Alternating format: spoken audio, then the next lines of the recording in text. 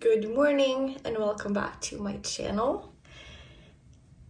In this video, I'm going to be filming a follow-up on my healing with Chinese medicine, and I'm going to take you along to show you the changes I made to my life and what I learned and what I eat right now to feel good, and answer some questions that you guys also had. So I hope this video will be a fun one. But first, I'm off to hot yoga right now. I just got up and got ready, and I put on my outfit from I Can, I Will. It's really comfy for yoga because these tights are really stretchy.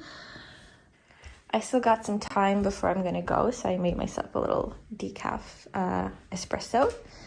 So I'm gonna sit down and do my journaling routine. So let's see. Today's March 11. Living without restriction. The unrestricted person who has in hand what they will in all events is free. But anyone who can be restricted, coerced, or pushed into something against what they will is a slave. Well, that's true. I really like reading these pages in the morning because it gives such a good reminder to be a little bit more stoic and not take yourself too seriously, and also to practice discipline and focus, because in the end we're all here to do our best, and if I don't show up every day to do the best for me, so I can live my best life, it's just all gonna fuck up, right? So a lot of people ask me, how can you do this? How can you force yourself to go for a walk when it's cold or go to the gym every morning? But it's not always fun, but I think that many times you do it because you know it's gonna make you feel so much better afterwards. And I have never done one single yoga class or one single workout and felt like, damn, I shouldn't have done that. I mean, maybe in my extreme days when I was working out 3 hours a day every day, then it could be detrimental. But I mean, if you do it to feel good, then you're not going to regret it afterwards. And today's little note in the Daily Stoic was really such a reminder for me, because you should not suffer in order to reach your goals. You shouldn't forsake things. And that's such a good reminder for me, because I always I push myself into things, and that's just who I am. And today I'm just really taking a pause. I always choose number 14. Oh. Okay, yes. Upside down. You naturally have the energy others can only dream of, but sometimes you burn yourself out in the process. Take time to rest and rejuvenate. Not every day has to be a battle. Yes, you are a warrior of love, but you are also a lover of light. The weight of the world does not have to rest on your shoulders, but rather can be shared with the planet. Do your part and leave the rest up to the universe. Trust that things will be taken care of by forces far greater than yourself. Surrender, surrender, surrender. Oh my gosh, that is exactly what I was talking about earlier. Today is a day of surrender, where I rest and rejuvenate, and this day is not going to be a battle. Today's journalings are grateful for hot yoga flow. I love that class so much. Sunlight, it's going to be such a magical weather today. And rest and restoration. And also today's intention is charging my batteries today, because that's what I need. And I am at peace with finding balance. So you can't push too hard without having a proper resting day in between. And that is what I'm going to have today. All right, journaling is done. Espresso is out. It's time to go to hot yoga. I'm back from hot yoga. I feel so good. And the sun is shining. We've had the most amazing weather in Sweden lately, and considering what is happening in the world, it's really nice to have something that gives you a little mood booster because, well, I have not been feeling my best lately because of the war in Ukraine and everything. And I just want to mention that a little bit because I think that, well, at least for me, it's been really hard to live my normal life because I've been so affected by it, and I didn't want to do anything but just consume all the like news and everything that was happening. And I felt like if I was going to treat myself to do something like nice, I felt like so much shame. And I was also really depressed for a couple like almost 2 weeks before I just really felt like I can't live like this, and it's not gonna better the situation if I am depressed. So I just kind of built my mindset to like focusing more on just like focusing more on giving myself energy so that I can actually deal with all the things, and not removing things from my life that make me feel good, because we can't pour from an empty cup. I mean, everybody knows that. And so yeah, that's why I'm filming this vlog, because I really want to do something now that gives me some energy back. And so I've been thinking for a while that I was going to do this follow-up on my Chinese healing with Chinese medicine journey. And I'm down on the floor with my plants because I don't know, that just felt like nice today. Okay, so where do we start? I wrote some stuff down on a piece of paper just because I don't want to forget anything. But last time that I posted my the last episode on this in this series was November 26th, and I was really sick of doing the herbs. I was sick of living that way. I was sick of not being more spontaneous, because working with or doing Chinese herbs, like preparing them, that took a lot of time. So I was pretty fed up because I had been doing it since I think, well, the end of August. So that's a long time. And when during the last episode, which I can link down below as well if you haven't seen it, I felt a little bit anxious also stopping, because it had become a routine for me nonetheless, and I didn't really know how I was going to adjust, or if I could adjust without the herbs, and it was going to be a challenge to see if I could like live without them. And I also just found out that I had myoma. It was a very small myoma, but still a myoma, and I also got progesterone because I had a really big deficit. Like I had no progesterone at all, basically, and I was going to start taking those, and that's like where we ended things. And the first month that I was off of the herbs, I actually had one bag of blood stopping herbs for my cycle. So I had that for 3 days, and it worked really well. And I also felt like the progesterone supplements really helped to stabilize my cycle in a really good way.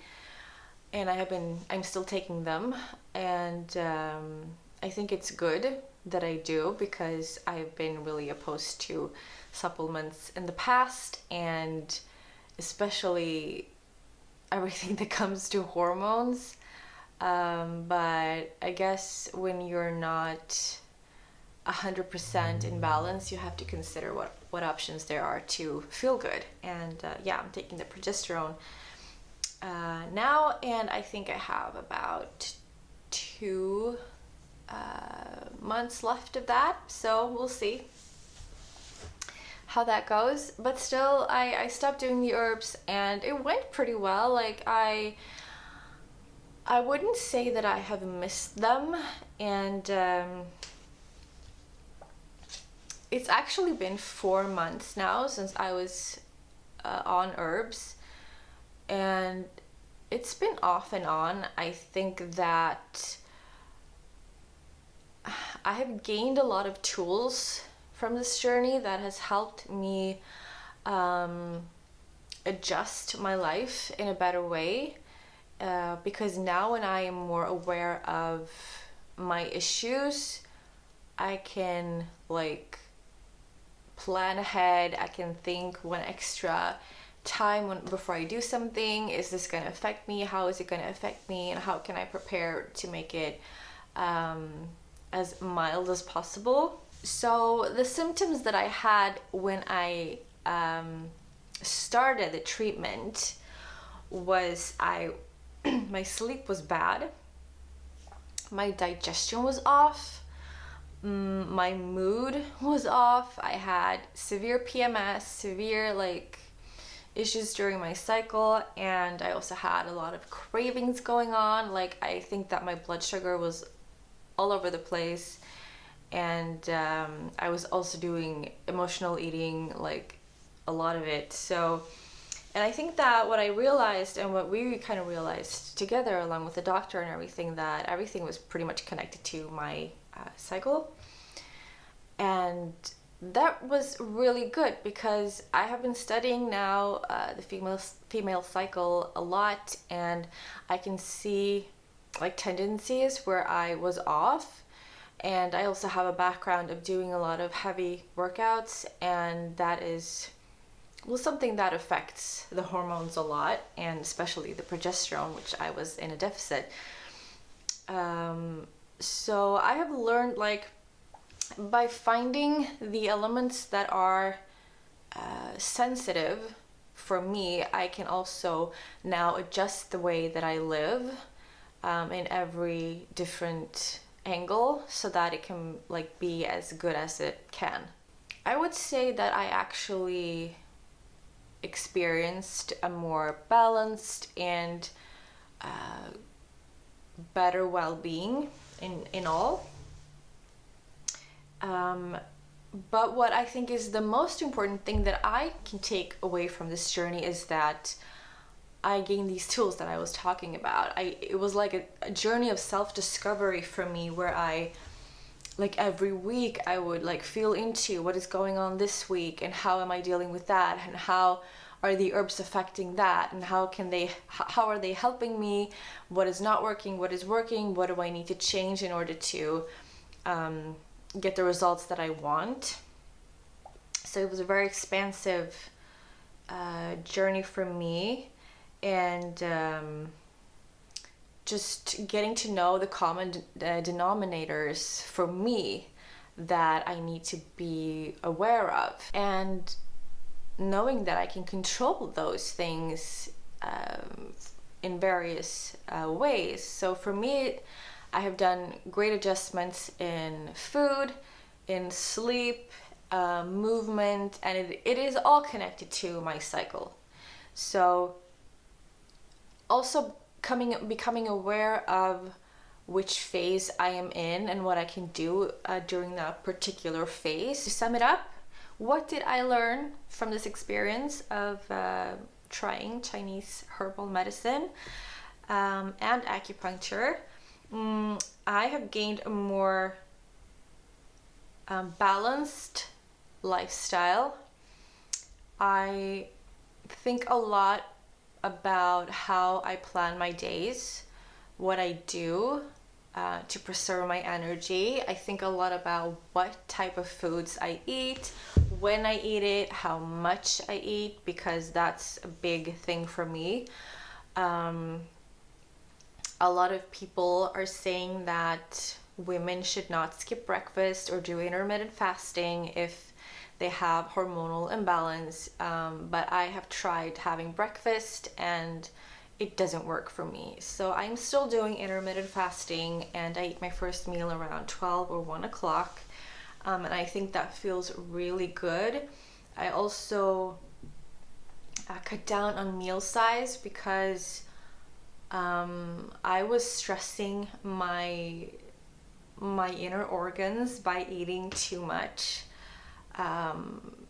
and I feel so much more free now when I eat a little bit less with every meal, and I feel like my stomach can handle it and digest it a lot better as well. I also eat like anti-inflammatory foods. I think a lot about what kind of spices I use in my food. I think not eating too much processed foods, and I have cut out as much sugars as I can. I just try to be really, really mindful, and actually the past couple of weeks I've only had like a few different types of foods, and it's just because my body feels really good when I eat the same thing all over again.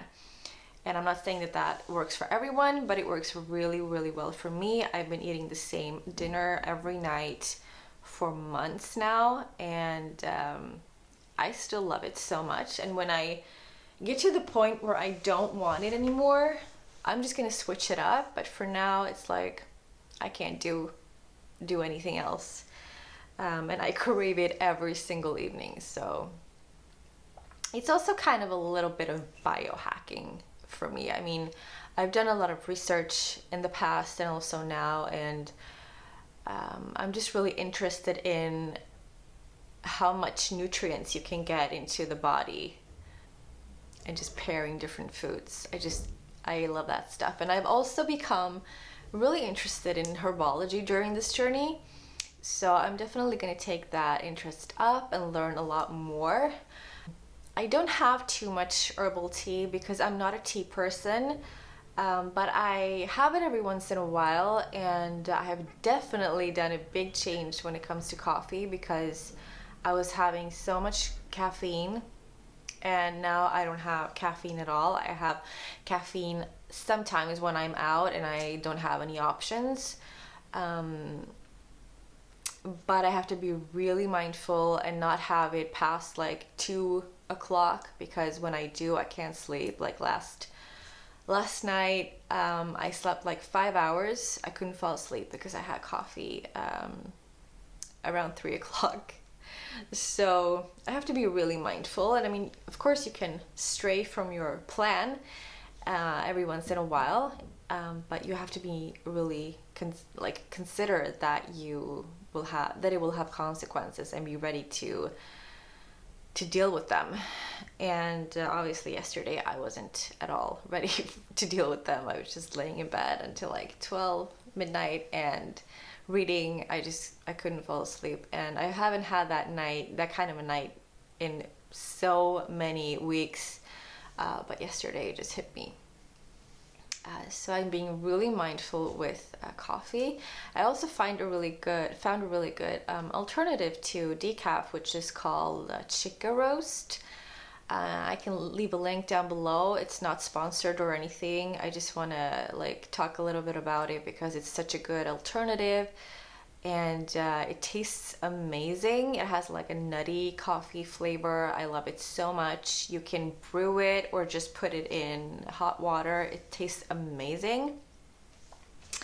So that's a little tip.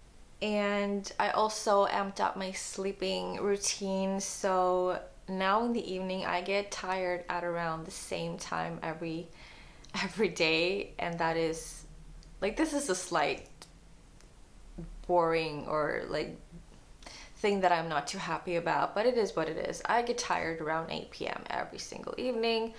I'm usually in bed before 9, sometimes after, but usually before, and I just want to honor my sleep rhythm. And of course, it's like a little bit of a hassle if you want to do something in the evening and meet someone or go out or whatever, but in general, I try to stick with this just because I've had so many issues with sleeping. It's so important for me to really honor and listen to my body. When it says that it wants to go to bed, then that's what I should do. Okay, some questions about this thing. Would I recommend it? Definitely. I would definitely recommend it. I think it's an amazing method. I saw amazing results, some weeks more than others. Yeah, I'm shocked like how drinking herbs can actually give you such quick results, and not just like bodily functions, but also in your mood, how you're feeling, like your positivity levels. Yeah, I would definitely recommend it. It is a bit pricey. I have only been to one practitioner, so I haven't really done any calculations on pricing or anything, but it is a little bit pricey, so definitely have that in consideration. But I definitely think it's worth a try, and also doing a combination of herbs and acupuncture if that's what you are recommended, because acupuncture was like so amazing for me, and it just helped me to release stagnation in my body, which I think that was so helpful. So yes, I would recommend it, but I also want to say that it takes a little bit of planning, it takes a little bit of extra of your energy, but I think it's definitely worth it. Is it a better alternative to traditional Western medicine? I can't really say that it's a better alternative, because I think that both of them complement each other. So if you just want to like up level your general well-being, Chinese traditional medicine is amazing. If you need more like medical attention, I would say that traditional Western medicine is also really good. I wouldn't say that you have to choose. I think that a combination of the two are really good. Like for me, I did the whole journey, and then I went to a gynecologist that gave me progesterone supplements. So there are certain things that Chinese medicine maybe don't do, and then I mean they will send you to a Western doctor if they feel that is appropriate, of course. But there are certain things that Chinese medicine maybe they don't treat the way that traditional Western medicine do. So I wouldn't say that any of these two are better. I would just like to put it as they complement each other, and I feel like you should always go with your intuition, like what you are mostly into. If you want like a little, like quick fix, and you want to go to see a doctor and you want to get some pills and feel good, then you can do that, or you can do it the Chinese way, which is a little bit more focused on your overall well-being, your self-inquiry, getting to know yourself and your body. It has more depth, and I think also by going through these weeks and these challenges, because I think they said that it was 10 weeks recommended, like for a single treatment. And during those 10 weeks, you will learn so much about yourself. So it's not just a medical, physical journey, it's also a mental journey. Did you heal? Well, I don't think that we ever heal, or that we are ever at that perfect state. But we can strive towards it, and I think that Chinese medicine is a really good tool in order to receive that optimal health. I wouldn't say that I healed. I'm still having like issues. Let's say I was a 9 when I started in August last year. Maybe I am at a 3 now. So I can deal with things a lot better. My body has become more stable and balanced. And I would definitely go back if it gets worse.